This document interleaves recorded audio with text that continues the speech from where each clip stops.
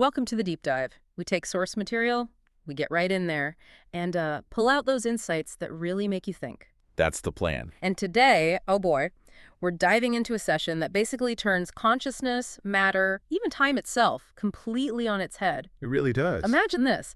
Every tiny atom in your body, right, it has its own consciousness, and they're all working together, cooperating to project the reality you're sitting in right now. Yeah, and it goes further.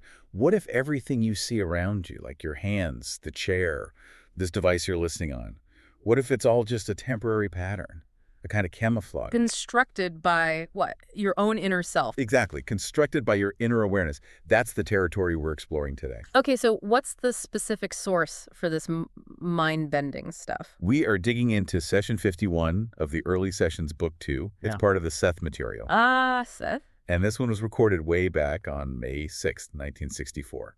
So you've got Jane Roberts, who Seth called Rupert, dictating. Robert Butts, or Joseph, he's taking the notes meticulously. The scribe. Crucial role. Absolutely. And they actually had a witness present for this one, Jim Tennant. Oh, interesting. Does that change the dynamic? Sometimes it did, but we'll get into that. Yeah. Our mission today, really, is to use these notes, the dictation from that specific night, to understand the hidden mechanics, how creation works, why maybe our science gets stuck, and just how different our true reality might be. This idea of a simultaneous reality instead of the slow-mo movie we think we're in. Simultaneous reality. Okay, my brain's already buzzing. But before we completely dissolve into the spacious present, as I think they call it, Yeah, that's the term. we need to do our usual declaration. Just so everyone's clear, this deep dive, it's an analysis purely for educational purposes. Right. We distribute it completely free on all the major platforms. And honestly, we really hope you, our listeners, dig deeper. Go study the complete works yourself. This stuff, it's genuinely transformative. Absolutely. And speaking of transformations, the notes before the session even started are kind of interesting.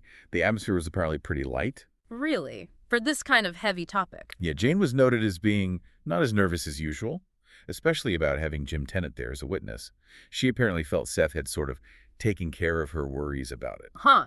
So a relaxed start for a session that critiques, well, everything. Exactly. It's a surprising entry point. But wait, you mentioned something about weird experiences before the session, offsetting the relaxation? Ah, yes. While Jane might have been relaxed, Joseph, Robert Butts, was having these little psychological time glitches recorded just hours or days before. Sort of like reality was already starting to fray at the edges for him. Glitches. Like what? Well, on May 5th, the day before the session, he noted this feeling he sometimes got, the swelling in his fingers. But this time it was intense. Objectively physical, he felt. How so? He described it, let's see, both my hands felt at least double in area, as though they had grown or I was wearing giant gloves. Just for a moment. Whoa, like giant foam hands, but real. Kind of. It wasn't just a feeling. He perceived it as a physical change. It hints at how flexible our physical form might actually be when those inner senses kick in, even briefly. Oh, okay, that's pretty chilling. Anything else? And then on the actual day of the session, May 6th, he just caught this quick glimpse of something really specific, like out of nowhere. What was it? A triangular piece of costume jewelry, pewter in color, with rows of fake colorless stones, just flashed into his perception. Why that? It's so random. Exactly. It's specific, seemingly meaningless, but perceived in that little blip of altered time, these weird, surreal little moments. They kind of set the stage perfectly for what Seth was about to discuss, like little cracks appearing in the reality they took for granted. Okay, so the stage is set with giant hands and phantom jewelry. Let's dive into the actual session. Where does Seth begin? Right away, he jumps into the deep end. The fundamental mechanics of how physical reality gets built, and the core idea. Cooperation. Cooperation, like people getting along. Deeper than that, much deeper. We're talking cooperation right down at the level of cells, atoms, molecules, the very stuff you're made of. It's not some learned social behavior. It's presented as a fundamental law of existence. Okay, so atoms cooperate. How? What's the mechanism? The source says it's about the ability to project idea or inner vitality into physical construction. That's the key phrase. Idea into construction, okay. But who has this ability? Just us.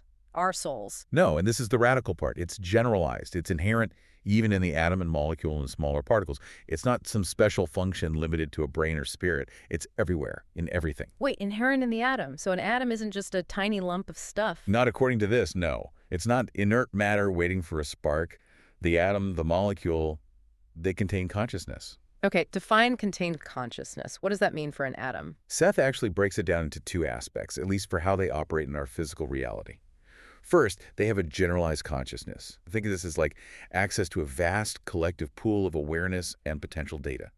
Like a cloud database for atoms. Huh, sort of. Huh. And second, they have a limited self-consciousness. This is the part that allows them to be aware enough to choose to cooperate and project energy according to instructions. So this generalized consciousness, what's in it? Is it just energy or actual information? It's carrying data, specifically what's called a condensed mental genetic code. Mental genetic code, not physical DNA. Not physical DNA, no. Think of this generalized consciousness in the atom as holding this blueprint, a subset of the universal blueprint maybe. It dictates how the atom behaves, its potential to form matter, all based on the larger plan it's part of. And this happens constantly, automatically, beneath our normal awareness. Okay, mind blown already. So atoms have this code, this awareness, and they cooperate. This leads to the cell, which the source calls a psychic gestalt. That's the term, psychic gestalt. It sounds complex, but the idea is about pooling resources. How does that work? How do atoms pool resources to make a cell? The key is value fulfillment. And crucially, the individual atom or molecule, it does not give up its own uniqueness in this process. They aren't just absorbed or destroyed. So they stay individuals but work together. Yes. They deliberately pool their individual conscious capacities, that inner vitality we talked about, to create the cell. The cell itself is the physical result of all that pooled, conscious, cooperative energy. If it's cooperative, does that mean it's voluntary? Can an atom choose not to cooperate? Or is it just automatic, like breathing for us? It's presented as more automatic, driven by an inherent desire for expansion, that is value fulfillment in this context. By forming the larger thing, the cell, the organ, the body, they gain something. What do they gain? What's in it for the atom? Experience. A broader perspective, you could say. More complex interactions than they could have alone. They achieve their own kind of value fulfillment by participating, by expanding through cooperation. It's described as one of the basic governing laws of this inner universe. Okay, so that's the cell built by cooperating atoms following this mental code. But what about the blueprint for the whole organism? For a person, where do those instructions come from? Right, this is where the dual genetic code system comes into play. And the source draws a really sharp line here. There's the physical chromosome pattern that science studies. Yeah, DNA. And then there's its deeper source, the mental gene code system. Okay, tell me about the mental one. According to this session, the main characteristics of your personality, the core of who you are, they're determined before you even enter this physical plane. Determined by who or what? By the entity. That's the term used. You might think of it as the inner self, the soul, the higher ego. That entity sets the plan. Okay, let's use an analogy. If the entity is like the CEO setting the overall vision for this lifetime. Good one.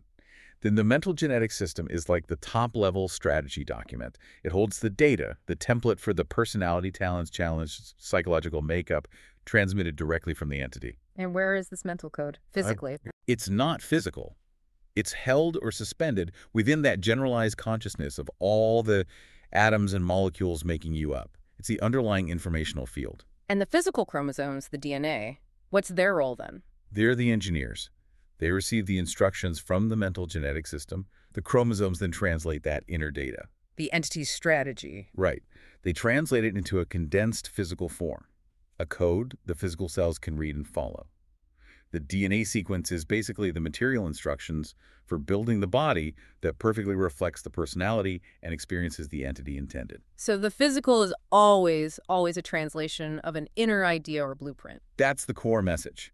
The physical follows the conscious intent, not the other way around. Okay, if our bodies, our entire reality is just this projection of cooperating consciousness patterns, this camouflage pattern, Yep. then that kind of throws a wrench into some big human projects, doesn't it? Like, say, trying to fly to the moon in a rocket. Exactly. And this is where Seth gets really pointed and frankly pretty funny about the whole mid-century space race. What's the critique? Well, Jane had apparently gotten this image or message comparing space travel to the Tower of Babel. And Seth jumps right on it in the session, confirms it, and expands on it. Tower of Babel. Trying to build a tower to reach heaven. Precisely. He says the whole idea of space travel, as conceived then, is fundamentally flawed because they're trying to leave the system using the system's own tools. They're trying to escape the camouflage using the camouflage. Huh. Okay, I need the quote on this one. Well, it's great. He says, your idea of space travel is indeed as ridiculous as trying to build a huge, tall structure many stories high and considering this building as a space vehicle. That is pretty blunt. And then he adds, just to twist the knife, buildings may be used for many things. As space vehicles, you will admit they would be hilarious. Okay, that's genuinely funny. But why the Tower of Babel specifically? What's the deep connection? It taps into that ancient story, which apparently resonated with Rupert's subconscious. It's about the folly of thinking. You can use purely physical means, building higher, flying faster, to overcome fundamental non-physical boundaries. Like trying to reach a spiritual realm with bricks and mortar, or other universes with rockets. Exactly. Seth argues that the physical spaceship, even when it leaves the ground, is still fundamentally connected to the ground of your camouflage patterns. Why? Because they are themselves camouflage. So the rocket is made of the very stuff it's trying to escape. Yes, it's operating entirely within the rules, the self-imposed physical limits of this projected Earth reality. You can't use a piece of the illusion to break free from the illusion itself. So true travel, like to other dimensions or whatever. Has to happen through consciousness, through using the inner senses, shifting your awareness, not by building bigger, better camouflage vehicles. It's like trying to solve a spiritual problem with physical tools. It just doesn't compute. This demolition of physical exploration leads right into another big scientific idea, doesn't it? The origin of consciousness itself. It does. Seth tackles the standard scientific view, or what was standard then, that consciousness somehow emerges from complex arrangements of non-living chemicals. And he says, That statement is both true and false, yeah. which is a fantastic setup. Okay, how can it be both? Well, it's true that chemicals are involved in consciousness only because we're missing the first step. Every single molecule, every chemical that exists physically, Yes. it's there because it is the physical materialization of conscious energy. The chemical isn't the cause of consciousness, it's the result of conscious energy projecting itself into form. Ah, okay. So the mistake science makes is starting with dead stuff, assuming matter is inert and lifeless, and then trying to figure out how it magically sparked into awareness. That's the core error identified here. That assumption derails the whole investigation from the start. Because the actual starting point is. Consciousness always exists before the physical materialization. Period. The physical universe didn't randomly evolve consciousness. It's a continuous projection by consciousness. Matter comes from consciousness, constantly. Which makes the scientific quest for the ultimate physical origin, like the Big Bang, kind of beside the point. In terms of finding the ultimate source, yes. Seth suggests that even if scientists found the very first particle or event, The bang itself. they'd be no better off than they are now, because they'd immediately have to ask, Yeah. okay, what caused that? What consciousness initiated that first physical expression? They'd find the physical echo of a conscious command, but not the command itself, the origin behind the origin, as the text says. Exactly. And it gets even more complex because this isn't a one-off creation event by some distant creator. This creation, this projection of reality, is carried on continuously, subconsciously, by every individual within the system. You, me, everyone. Whoa, okay, if everyone is subconsciously creating reality all the time, how is it not just total chaos? Back to the fundamental law. Cooperation. Cooperation. It's the necessary governing principle of the inner universe that keeps the physical universe stable and coherent. Your own subconscious is described as a vast cooperative gestalt, a psychic pooling of resources, abilities, all managed by that generalized consciousness in your atoms and molecules. So without that underlying cooperation, I couldn't even hold my physical form together. Not according to this view, no, let alone interact with what seems like an outside world. And again, this cooperation doesn't crush the little guys, the atoms and molecules. The source is clear. They lose nothing. They gain perspective, experience, that value fulfillment by being part of the bigger picture. They expand their own value by contributing to your physical existence. Okay, so matter is camouflage, consciousness is primary, cooperation holds it together. This has huge implications for how we perceive time, doesn't it? Absolutely. If reality is a constant projection, then our basic idea of linear time, past, present, future, all marching in a neat line has to be another part of the camouflage. And the session goes right after it, the idea of cause and effect. Directly. It argues that our deep-seated belief in a linear past, present, and future is what forces us into thinking in terms of cause and effect. Event A happens, so it causes event B, which causes event C. Which seems Logical, infallible even, as the source says. Logical within the linear framework, yes. Hmm. But Seth dismisses cause and effect itself as a passé and antiquated theory. Useful, maybe, for navigating the camouflage day-to-day, but ultimately limited. And he makes a joke about it. He does. He says it's useful only for a short time. I hope you appreciate the pun with the word time and should be discarded. Huh, that's brilliant. The theory about time is only useful for a short time. The pun really highlights that the theory's usefulness is confined within that very construct of linear time it tries to explain. So if linear time and cause effect are out, what's the alternative? What's the actual structure of reality? The spacious present, that's the term for the true framework. Spacious present. Describe that. Imagine a vast, non-sequential field where everything exists simultaneously. All events, all possibility, everything you call past, present, or future, it's all just there, now. Wow. Okay, so how does anything last? If it's not a continuous line, how do things have duration? That's a key distinction. The spacious present doesn't have continuity in the linear sense. It has durability. Durability versus continuity, what's the difference? Continuity implies that fixed sequence, A leads to B leads to C. Durability, in this context, comes from expansion, from value fulfillment. The spacious present persists, it grows, because consciousness is constantly expanding, creating fulfilling value within it, not because moments are chained together. So the duration we experience is just our way of perceiving that underlying simultaneous durability. Exactly. Our senses process it sequentially, creating the illusion of flow, of continuity. This leads to probably the biggest bombshell in the session, for me anyway. The quote about our lives. Oh yeah, that's a big one. Your life, believe it or not, basically is a simultaneous happening. You merely see it in slow motion. Simultaneous happening? How do we even wrap our heads around that? My childhood right now, my old age, all existing at the same time. That's the idea. It's all happening in the spacious present. What you experience as moving through time is just your physical senses focusing sequentially on different points within that vast, already existing data set of your life. So making a decision doesn't create a future. Not exactly. The decision acts more like a tuning knob. It determines which of the many simultaneous potential pathways of your life you start perceiving in your slow motion view. The pathways already exist in potential. Okay, slow motion view, limited perspective. This connects to that other prized perception Jane had, right? The idea that we only see our own stuff. Yes, the realization that you see or are aware of only your own idea constructions. If that's true. Then the idea of a single shared objective world just dissolves. Pretty much, it suggests that fundamentally each individual inhabits a completely different world. But wait, we bump into each other. We agree the sky is blue. How does that work if we're all in different worlds? There's a consensus reality, a general agreement based on shared beliefs and the cooperative nature we talked about. That creates a common ground. We agree on the basic camouflage patterns.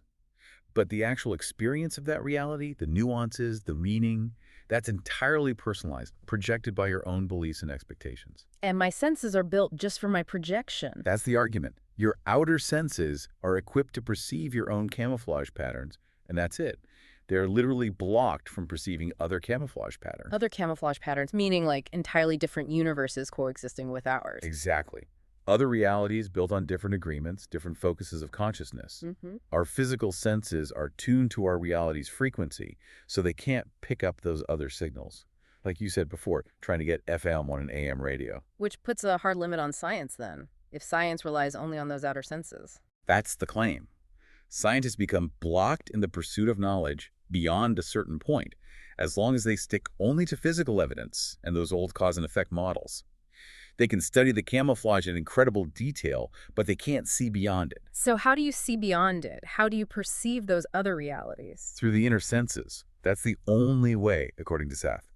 Developing those non-physical faculties is required for true perception of simultaneity in other worlds. Which brings us back to Joseph trying to have those weird time experiences. Right. He was actively trying to practice using those inner senses, trying to tune that inner radio dial. And the more we insist that only the physical shared reality is real, the harder it is to unlock those inner senses. Our own belief system becomes the barrier, the lock on the door. The inner senses are the key, but you have to believe the door leads somewhere first.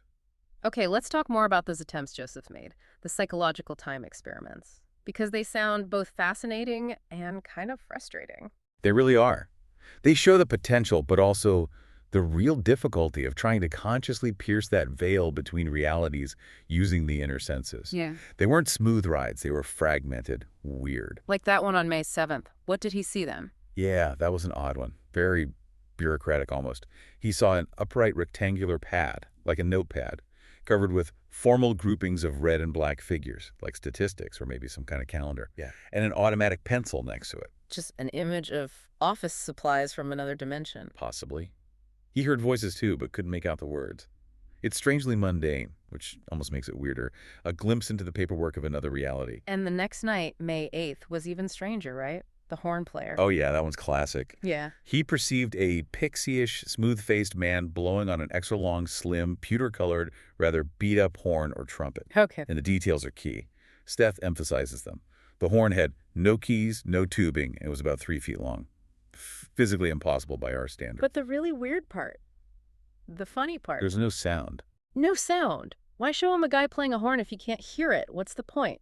It's a perfect illustration of the translation problem. His inner sense picked up the visual data from that other reality frequency, that different camouflage pattern. But his physical brain, his ears, calibrated for this reality, couldn't translate the accompanying sound energy. So the silence makes it creepier, more alien. Definitely. It strongly suggests a reality operating under different sensory rules altogether. He also noted seeing just the enlarged tip of a finger and fingernail that night, totally disconnected, just fragments. Like channel surfing reality and only catching static and brief images. Exactly. But then, May 10th, he had what he called his best experience yet. What happened then? He heard his mother and father talking clearly. Their voices were very clear and definite, and what they said was sensible. He even got a clear visual glimpse of his father's back walking through a screen door. Wow. So like tuning into a moment where they were still physically present, somewhere in the spacious present? That's the implication. But here's the catch, the big limitation he ran into. He tried really hard, made a strenuous effort to remember what they were saying after each sentence, and he'd promptly forget it while concentrating on the next sentence. Yeah. Gone. Instantly. Why? If it was so clear. His linear memory, his physical brain's way of storing things sequentially, just couldn't hold the non-linear, simultaneous data packet he was receiving from the spacious present. The very act of trying to remember it in the usual way broke the connection. Oh, so the inner experience can be crystal clear, but getting it into our normal conscious memory is the bottleneck. Needs practice, discipline. Exactly. Refinement of the receiving and translation mechanism. All of this, the atoms cooperating, the simultaneous time, the difficulty translating inner sense data, it leads to a bigger point about life and death, doesn't it? It does. It ties back to the idea that consciousness comes first. Joseph had noted how science was starting to accept the fetus as alive in the womb. Seth uses that as a springboard. To argue what? That just like consciousness doesn't magically pop into existence at birth, it's a metamorphosis of the already conscious fetus. It also doesn't just poof out of existence at death. Death isn't an endpoint, then? Not for consciousness. Death is described simply as the point where the consciousness ceases to construct the physical image, this particular camouflage pattern, and begins to enter another plane. So the inner self, the entity, just changes focus, continues its journey elsewhere. Exactly. The value fulfillment, the expansion, continues, just not attached to this specific physical projection anymore. Given how dense and potentially, well, destabilizing all this information is, it makes sense why Seth insisted on a certain approach to the sessions, right? The sober climate. Absolutely. It wasn't about being stuffy or secretive. It was about protecting the process and the information itself. No demonstrations, just to wow people early on. Why was that careful progression so important? Study first, then experiment. Because the goal, ultimately, is that value fulfillment through comprehension. Seth states the material itself, the ideas, the concepts, that's the primary tool for study. Rushing into experiments like psychological time without understanding the framework. Could lead to confusion, misinterpretation. Exactly, or just getting cool fragments without understanding their significance. He wanted them to approach the experiments after a thorough knowledge of the material and familiarity with the purposes behind the experiments. Build the foundation first. It's like learning physics before trying to build a rocket, even a metaphorical one. Right, create a stable container for knowledge that radically challenges your current container. And there was that funny practical reason too. Ah, yes. The pair of nuts comment. Huh. Yes, Seth apparently stated pretty plainly he didn't want the hosts, Jane and Rob, to be thought of, in Rupert's words, as a pair of nuts. So maintaining credibility was part of it, avoiding the flaky fringe. Definitely. Presenting it with intellectual discipline, avoiding the gaudy robes of pseudo-occultism, lets the material stand on its own. Yeah. The goal wasn't spectacle, it was systematic training of the inner senses through understanding. Which ideally would eventually let them experience those other realities, the silent horn, the parents' conversation, and actually integrate it, remember it. That's the long-term aim. Seriousness and discipline as the necessary path to genuine, conscious transformation and exploration. What a journey for one session. From atoms having awareness, Right, that generalized consciousness cooperating. through the hilarious image of the Tower of Babel as a spaceship, A perfect metaphor for the limits of purely physical thinking. to the mind-bending idea that our whole life is happening simultaneously and we're just watching it in slow motion. Seeing only our own projection, our own camouflage. It really reframes everything. So what's the ultimate point then? If linear goals and physical achievements are kind of secondary? The ultimate meaning, the real happening, according to this session, isn't about conquering space or time as we know it. It's value fulfillment. Define that again in this context. It's fulfillment in terms of comprehensions, psychological experiences, and fulfillments that do not take up space and that are independent of time as you know it. So inner growth, understanding, experience itself, things that aren't measured physically. That's where the real action is, the real durability of existence. Expanding consciousness, expanding value, not just ticking off boxes on a timeline. It's a profound shift in focus, away from the outer towards the inner landscape. And that journey starts with engaging with the ideas, with the material itself, which is why we always encourage you, the learner, to go deeper. Absolutely. If this resonates, pursue it. The Seth material books offer an incredible depth, truly transformative potential. You can find the books, including the early sessions and other resources, through the New Awareness Network. Their website and bookstore is the place to go. That's sethcenter.com/the early sessions. Definitely check it out. And of course, we give full credit to the Seth material and the publisher, New Awareness Network, for making this work available for study. It's vital information. It truly is. Okay, I think my brain needs to decompress from the spacious present for a bit. Thanks for navigating that with us. Always a pleasure. Until next time. Good night, Tootsies.